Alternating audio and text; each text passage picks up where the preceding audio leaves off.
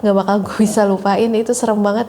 Ada lagi tuh suara srek srek srek, suara orang nyapu. Yakin banget gue itu suara orang nyapu, bener aja tuh ada nenek-nenek. Terus suaminya sepupu gue itu langsung infoin ke kita, iya tuh ada nenek-nenek. Tiba-tiba dia kaget dan teriak, wah. Cerita misteri ada di sekitar. Kejadian horor ini bikin gue keinget terus, dan kalau inget itu selalu bikin merinding. Jadi ceritanya kejadian ini waktu gue sama suami gue baru-baru nikah, sekitar 6 tahun yang lalu.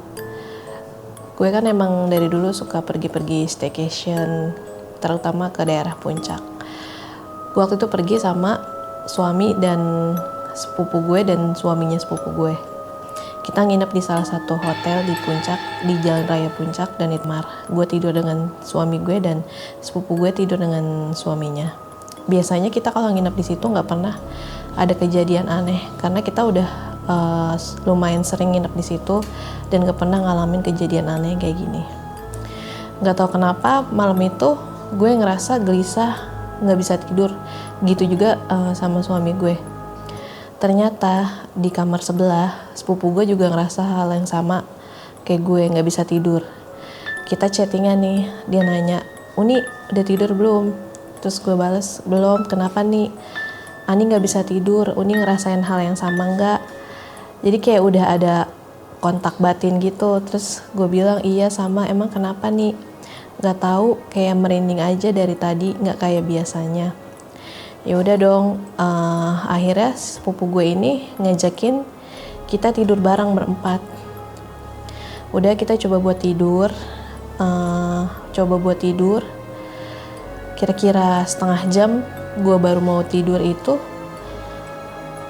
gue denger ada suara orang nyapu, which is itu jam 1 atau jam 2 malam.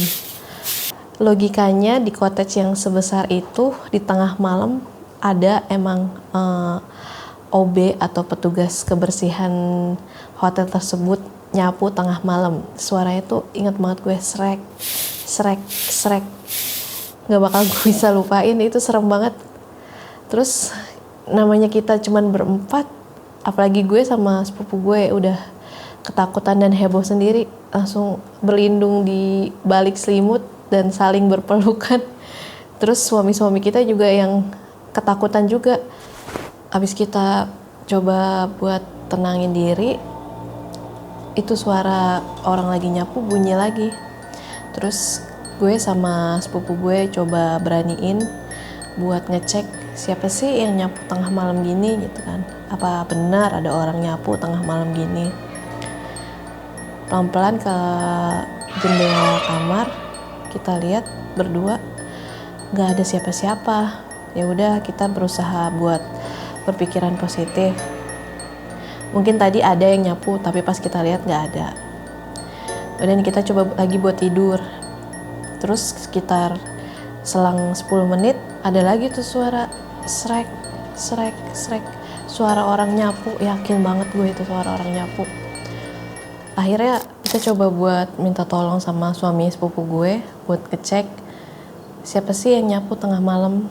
Akhirnya dia datang jalan ke jendela dan ngecek.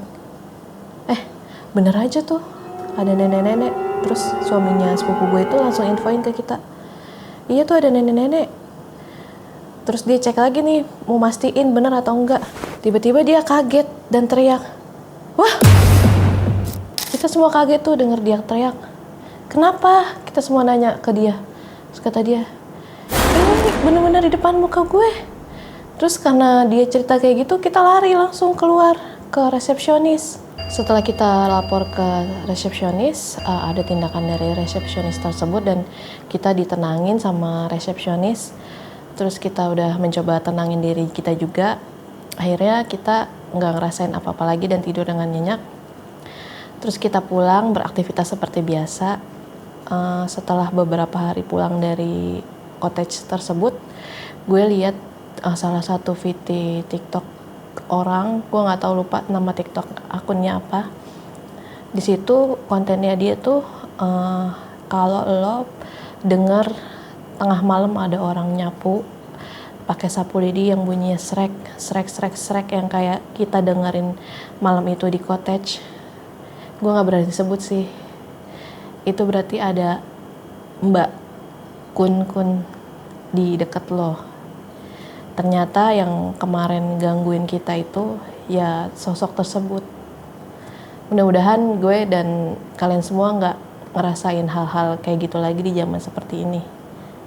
Dan itu sih pengalaman mistis yang pernah gue rasain selama ini.